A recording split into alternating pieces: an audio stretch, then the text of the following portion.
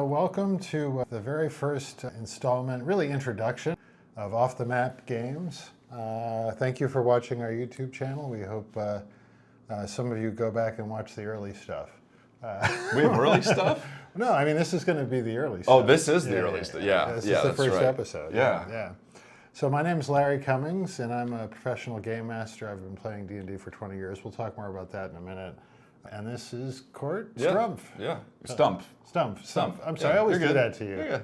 Yeah. I don't know. I just go by Court. So yeah, I'm obsessed with games. I love games. And you and I met at a game store in North Phoenix, not North Phoenix, really uptown, Sunny Slope area, if you know the area.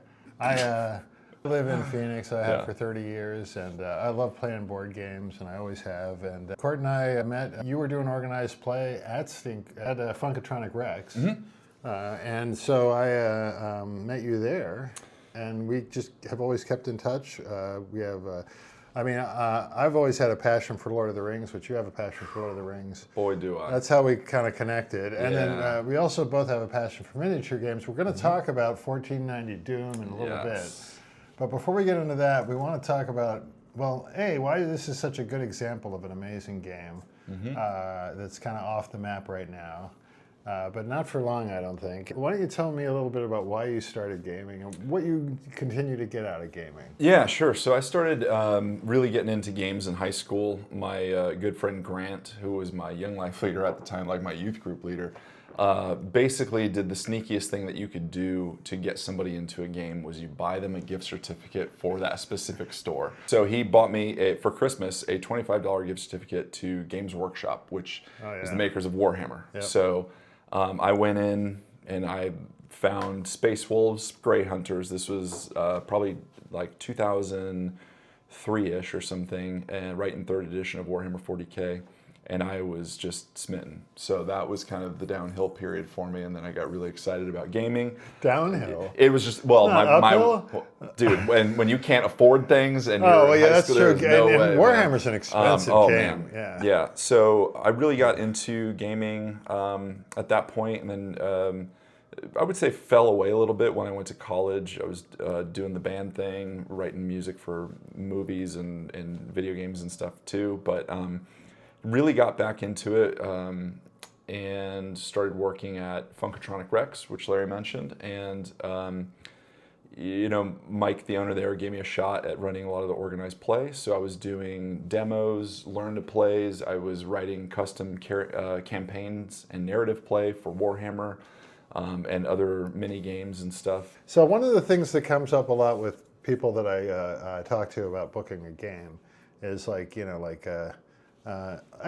shorthand it like this, and we have a discussion that I call "What's your Roman Empire?" And every buddy that plays, especially a world-building game, even if it's a quick game, and a lot of miniature games are world-building games because the miniatures have a physical. There's a lot of information in a miniature and a model. And so you can really lean into the themes a lot more. So the world building is important, I think. Well, unless you're playing chess, which even that still has its own world in the sense of theme, but like anything beyond that is going to have theme, is going to have a world that it lives in, and it doesn't have to be like we talked about with organized play. It doesn't have to be super extensive to the point where there's decades of lore and stuff, but there is a world. This is why I think this is such a good question for gamers, especially for game masters, because I think it's one of the roles of the game master is to make the game fun. Yes. Like that's really the primary function of the job. Yeah. And so one of the things I have to figure out as a game master is I don't know what kind of nerd I'm talking to. I'm sitting down and I'm about, they're paying me. We know we're going to meet for an hour just to talk about our characters. Yeah. So there's what I call this vibe check kind of thing, and I run free games and stuff like that so I can figure out, who I like to play with and just what kind of style this campaign works as or whatever. But then when I go out and people are like, oh, I want to play with you, and not everybody goes for it, because it's this is how I run this game or whatever. But the fun part, though, is when I figure out their, sort of lore passion, sort of what's the way I could present this game that would really entice your sort of inner nerd. Yeah. So that's what I mean by that. I don't Yeah. really mean like, because it's not about like I'll only play this game if it's this theme. You know? okay. But it does depend on the type of game, though. What's the difference between, like, what kinds of games? If we can classify games into miniature games, we're going to talk about this one in a minute, which Big loves. It's so good. And then role-playing games, which I just talked about, and we'll talk more about that in future sessions. And then card games, and I could kind of lump some board games in with card games if you're going to call out chess like that. Having said that, because I include bridge with like Magic the Gathering, I mean, just as a general category. Oh yes. Like if you walk in the game store and you're like, I need cards, it's like, and then although maybe that's a like Point Salad. Point Salad is a card game, but it's not. It's not a collectible card game. Yeah, but there are and all card but games it's that still are a not card game. collectible. Yeah. In fact, I tend to like them better. Or But, cards are the primary Yeah. pieces that you're going to be using. So okay. And then there's just straight up board games. And then there's games we don't like, and we don't talk about those games, so we don't have to categorize them. So Yeah, except there's- we can say Monopoly is its own category. I will 'Cause never. Monopoly never play is Monopoly basically anymore. just if we want to talk about a game that we don't like, Yeah, I don't like. we that won't game. ever say the name of the game. We'll just talk about Monopoly. Yep. Yep. Because Monopoly exemplifies everything that's wrong with a board game. If the game's good enough, do you care what the theme is? Yeah, there's Like, been games where I was like, this theme doesn't get me at all. Right. I don't care about being the mailman in post-apocalyptic Brazil or whatever, but like this is kind of cool. Yeah, some mechanics I think work well in some ways, and vice versa. I think there's sometimes where I'm only holding on by a thread with the theme. Like the theme is amazing, Yeah. but his mechanics are crap. So Oh yeah, no, like that's like where my I have more than one sort of universe of game themed areas where I'll just buy a game and try to learn it and figure it out. Yeah. Because I actually buy games just to learn the rules. Like my wife is always amused. Like I'll be on the couch like reading a rule book, Yeah. and it'll be like 150 pages, and I'll pick it up and put it down, pick it up and put it down over a week, yeah. and then I'll put it on a shelf. And she'll be like, what kind of game was that? And I'll be like, oh, this is... And you'll be like, are you going to play that game? And I'm like, I don't think so. And she's like, why not? And I'm like, well, it looked good, but it would just be hard to get to the table. And like, that's kind of what we're talking about is Okay. like, how do you explain to people? I don't want to be weird about it, but I get a lot of questions from people on like, really just discussions about like, hey, we'd like to play a game or we're thinking about playing a game. There's, I think, multiple levels on why people love games. And one of the things I try to figure out when I'm helping people enjoy a game is like, what are the things that you're passionate about in your sort of geek mind? Yeah. And that's what I mean by what's your Roman Empire. Okay. And there's two levels to it. We already talked about the first, which is the theme. Yes. And just to recap, I want to be really clear on one thing, and that is that when it comes to board games, if the mechanics are really good, I don't care what the theme is. Yeah. I mean, apart Yeah. from like, like X's and O's, moral, like, like hard lines for me, like, Sure. like Yeah. I'll pretty much play anything. Yeah, yeah. And then for card games and classic games like Parcheesi and chess and, things that are very abstract because we've been playing them for thousands of years. And I really lump card games in with that broadly. Not collectible so much, but it Yeah. really is a fundamental mechanic. Traditional card games. One of the reasons Yeah. card game, even collectible card games, are so fun is they're very portable. And yeah. that's from thousands of years of agreeing how we can make portable games. That's not an accident. Yeah. That's why I'm like, yeah, sure, it's still a card game. Yeah. you Okay. know. But like, you just have to buy a new deck every 6 weeks. Yeah, we're gonna get into that in a different episode. 4 cards at a time. My gosh. Yeah. But I'm not judging. Maybe a little. I'm judging a little. I actually judge a lot. Anyway, but then there's also the philosophy. Like there's the sort of like, how do you solve problems part? And that's what I'm really trying to sort of hack. But not because I think I can understand how they solve problems well enough to make the game interesting for them, because that's something they have to bring to the table.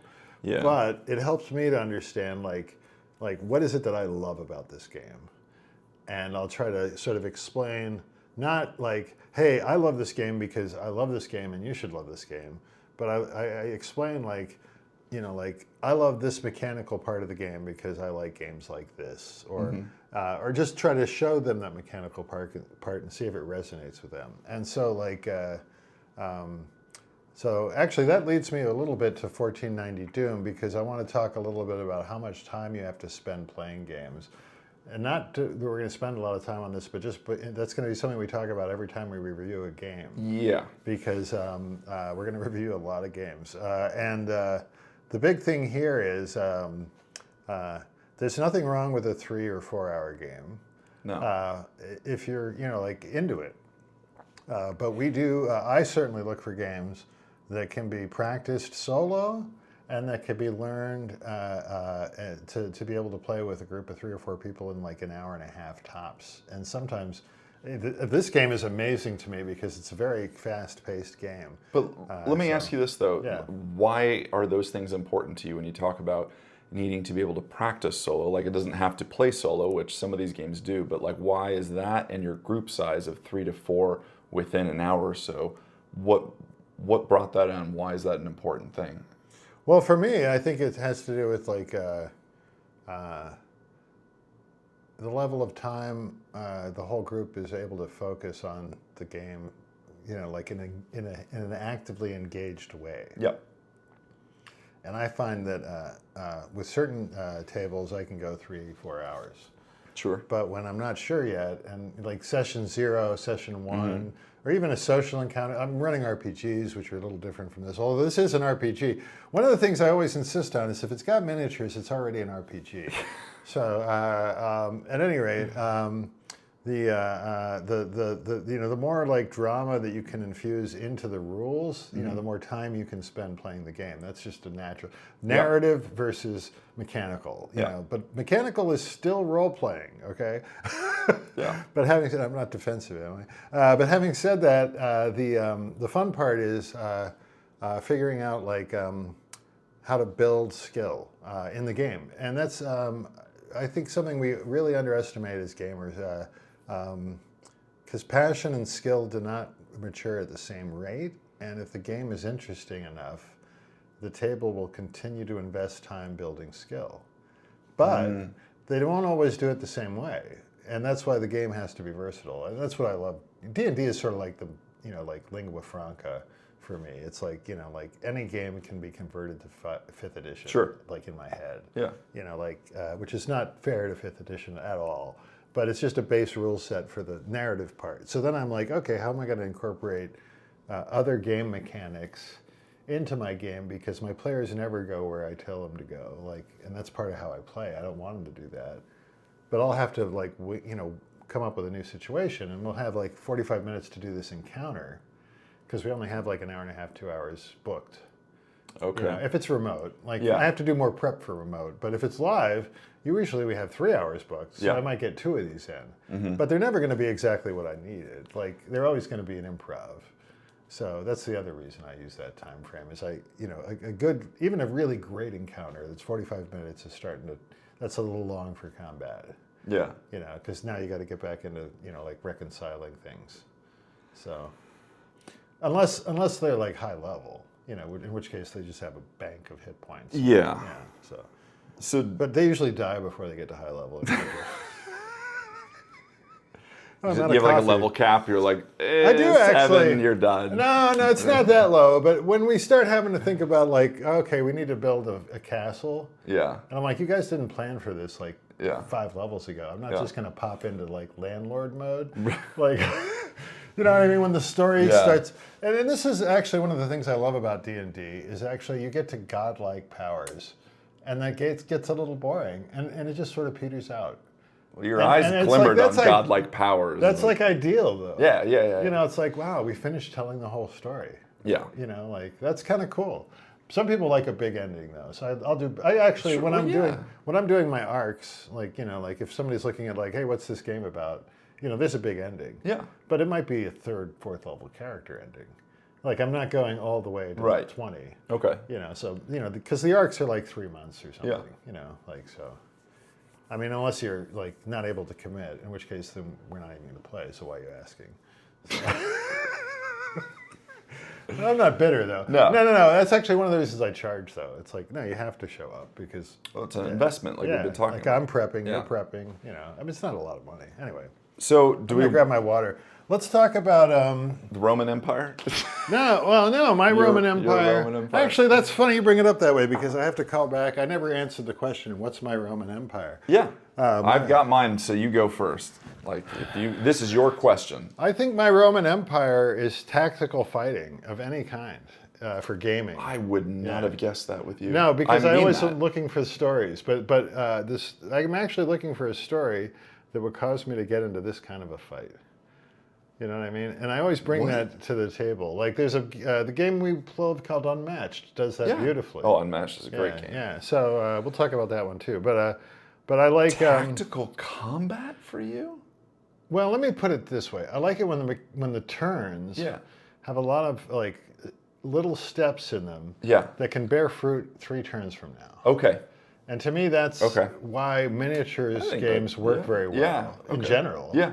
And that's why I gravitate towards tactical combat in general because I notice that even when I'm playing like Hearts, you know, I'm thinking, you know, like if I put this down and I don't pick up the discard pile, you know, this turn, I might lose access to that jack or whatever. Like that's how I play. So I don't know if tactical combat is the phrasing then for that. Oh, probably not. I don't know. It sounds like high Well, strategy. I can justify it because because it is strategic at every level. Like like if I'm playing like fleet combat, like Star Wars Armada, then the tactics are like, you know, like 4 X-wing fighters. You know, it's not really tactical combat, but it still feels like you're like making resource allocations and all. Yes. But it's not that simple. Jeez. Okay, so my Roman Empire of like what I'm really into gaming wise is a little bit twofold, but the first answer is something that is immersive and cinematic. I think it has to be but not it doesn't have to be. It has to be good looking. But I like so 1490 Doom, which we'll talk about in a moment, is cinematic to me. I can imagine the actions of it happening. X-Wing, I think, is a cinematic game. Oh yeah, it gets in your where head. You can visualize what's going on. You literally are designing it while you're not playing it. I love movies, and so I love cinema. And it's if I can think, what does this action look like in real time, and I can picture it, it's a win for me. And so the 3-dimensional nature of this game is amazing. Yeah. So things like I'm not super into like resource allocation and like things where like this you have to have a certain amount of this to trigger this, which triggers this and this. Like that stuff doesn't register with me. Like I'm trying to think of specific games, but like well, you know what? Okay, here's a good game that I'm just not super into. Pandemic. Like I'm I just agree. not super I like into it, but Pandemic. it's not like that. Like It the is a resource very good allocation game. it feels a little random sometimes. Yeah, and I just can't visualize. But I do love the art. Like the action by action. It's a good game. But okay, so the big answer though is like my Roman Empire is Lord of the Rings. Oh yeah. I have High fantasy. I have a spreadsheet of every single Lord of the Rings board game and card game ever made, and I've slowly been checking them off. So I counted the other night. I'm at 41 different Lord of the Rings board and card games. Now, are you filtering the list? Because that doesn't sound like the total list. Is that the total list of currently produced games? No, ever since 1970, Oh, wow. It's only 41. whatever it is. No, I personally have 41. Oh, you already have There are 41. over 100. Oh, easily. Yeah. So I have 41. Do you have that Stratego one? I think it's called Conquest, or it starts with a C. Conflict? Yes. Well, no, the one where it looks like Stratego. Confrontation? Yes, yeah. Yes, I have that. Oh, we're going to review that one. I have because I've multiple only played it versions. twice. I have multiple and it's versions. one of of my it. favorite Lord of the Rings games. So it is, and this is a bit of a, like, this is kind of a debut teaser here, so maybe mum's the word. But my goal is, actually, I don't know if I want to say it. All We're right. not going to tease Yeah, it. It's in development, but yeah. there may be something with me and Lord of the Rings board games. But Yeah, I have. Oh, we're going to talk a lot about Lord of the Rings because I have a whole Lord of the You're Rings a freak campaign. for Lord of the Rings. I'm a No, I freak have for a Lord one. of the Rings. One of the things that Court and I will talk about from time to time when we're just talking creatively about what we're working on is I've been working. First of all, we bonded first over the Lord of the Rings living card game, which is a wonderful game. My favorite card game. It's definitely the best collectible, and it's quasi-collectible. It's not like a real hardcore collectible game, but you do have to, do a It's little bit of collectible now deck that some of it's out of print. In well, that yeah, sense, but they've it done was a a good living card yeah, game. yeah. at It's the like time. there's Yeah. a lot of cards you can build a deck Yes. from that represent all aspects of Middle Earth. But having said that, the thing that I like about Lord of the Rings is everything. And I have a campaign that I originally wrote for Adventures in Middle Earth, Which was the is a 5e, 5th edition right? Yeah. version of the One Rings first edition, put out by Cubicle 7. And then they were not renewed from Middle Earth Enterprises, and it went to Free League Publishing. And we're going to talk about Free League Publishing games a lot, because I run another Free League Publishing game as well. We love Free called League. Pirate Board. And Free I League is also so run, good. I have like 5 different Free League games I can Yeah. run. So I am amazed at the organization's like size and their impact in gaming, because they are, talk about small but mighty. I email them monthly yeah. my resume and portfolio. I'm not kidding. I've emailed but them I mean, you like would have been- once a month of everybody like, on the please earth- let me be part of your team. Everybody in the gaming industry is just in awe of the production They put. do Yeah. so well. Well, Yeah. at any rate, yeah. So Yeah. that was about 5 years ago, and then I really didn't love it in D&D. I liked it, but like D&D is so like combat economy oriented with magic especially, and Arda Middle Earth. The second, third age of Middle Earth is really not magic heavy. It's it's gods interfering with men heavy, so all the magic is like delegated or relic oriented, or a representative of the gods. That's not like a mortal person. And Well, Tolkien didn't write a very clear magic system. Like it was I a got very that all loose. figured out though. But I'm just saying, like there was my inner no Tolkien. big time explanation of this is how magic works. Like it was just this kind It's of a sticking point though for play. Well, so I'll get into this when we get into when I talk about my campaigns. Okay. I don't want to spend because I could go on for half an hour. But the point is I didn't really, the rule system wasn't thematic enough to just take out magic. Because D&D rules really, if you're used to that dice system, and I definitely am, I love it to death, it really has like a lot of extra levers because magic is in play. Yeah.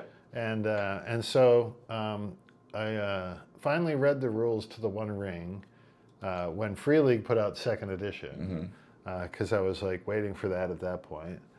Because it was in that gap when they changed the license. And I liked the rules to the One Ring first edition. I'd read those, and I thought they did an even better job. Actually, with both the role-playing game, the 5th edition version of Lord of the Rings, which is just called Lord of the Rings Role-Playing, if you want to play 5th edition rules, and the One Ring and they actually made the stories and the campaign settings and all the encounter and stats balanced for both sets of books, which Cubicle 7 didn't even try to do that.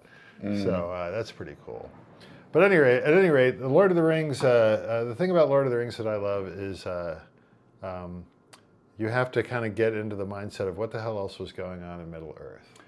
And that when you take magic out, that becomes a sticking point. Yeah. And so, not to tease it too much, but magic is effectively in the rules. It's just this supernatural thing that happens when you get a critical success.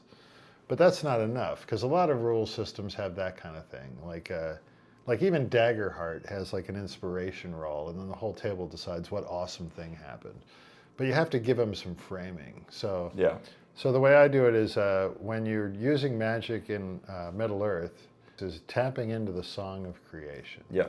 And to put that in as brief a form as possible, in the lore of the Lord of the Rings, the gods create, the universe. Effectively, the act of creation is singing a song, and the evil bad guys disrupt the song to create chaos in the song, which creates evil in the physical world that they create, which is called Arda. And then the stories of Tolkien's world are called Middle Earth. Nickelback does something similar with their horrible music and disrupting the way of life. Exactly. Yeah, yeah. Right. It's sort of like throbbing gristle from the wheel. Yeah. That's a deep dive. Yeah. Well, it's industrial music. Yes. And it's basically them out doing field recordings of machinery. Yeah. And then pitch tuning them to keyboards and guitars. Oh, and then man. playing it out to the speakers. I mean, Neubauten was doing something similar it's crazy. too. Yeah, Ooh, see, we're this getting is deep post cuts Bauhaus here. stuff. Yeah, I know. Yeah. At any rate, we don't want to go. So, but I do bring a lot of music references into my game because of this. Because the Song of Creation, when people are like, "Okay, I want to do magic," I'm like, "All right, you gotta convince me that you learned a Song of Creation." Yeah, I don't care if you're lighting a light spell. Yeah. Like you got to explain, you got to justify it. Okay. And the musical references. This is the rule of cool. Like that. I don't care. Yeah. Like I even have fun with them with the NPCs. Good. Yeah. So anyway, so that's how I explain the low magic, and people really tap into that because everybody loves music, or at least they're gonna like after I play a game with them. So Cool. But let's talk about 1492.